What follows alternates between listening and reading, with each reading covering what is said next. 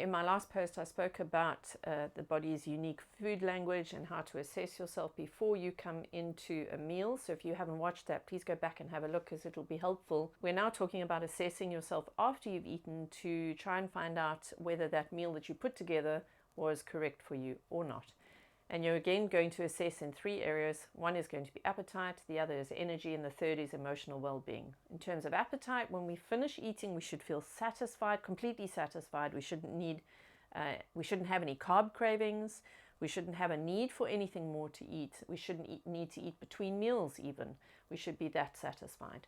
In terms of energy, we should feel better for eating. In other words, we absorbed more energy. We have more energy to utilize, not less.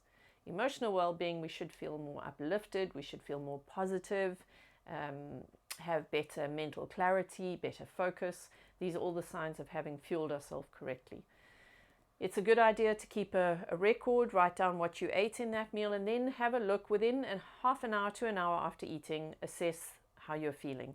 If you don't get positive results, or if you get a mix of positive and negative, you're going to need to adjust that meal. So my suggestion would be, next time you get the same score that suggests that you should put together the same looking meal, adjust the components of the meal. Have the same meal, but adjust the components. Maybe have a look at that meal and assess, okay, it was quite a low score, so it needed more carbs, but perhaps there was too much in the way of carbs. Maybe I needed more fat.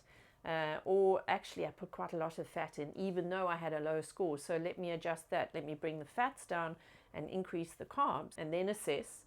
And if that doesn't work, you might need to look at the proteins. And I find that these 2 areas you want to work them separately. You don't want to change too many things at once.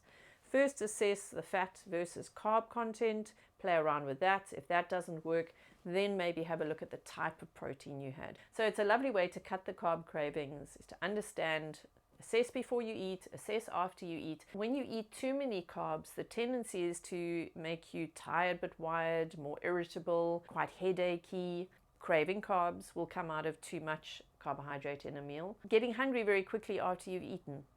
Whereas too much fat is more likely to lead to a sluggishness, depression, apathy, lethargy, feeling full but still hungry.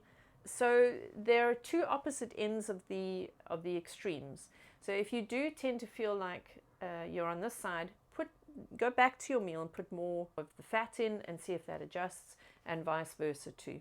We'll cover cravings in the next post. So until then, good luck experimenting and see how you go. Let me know.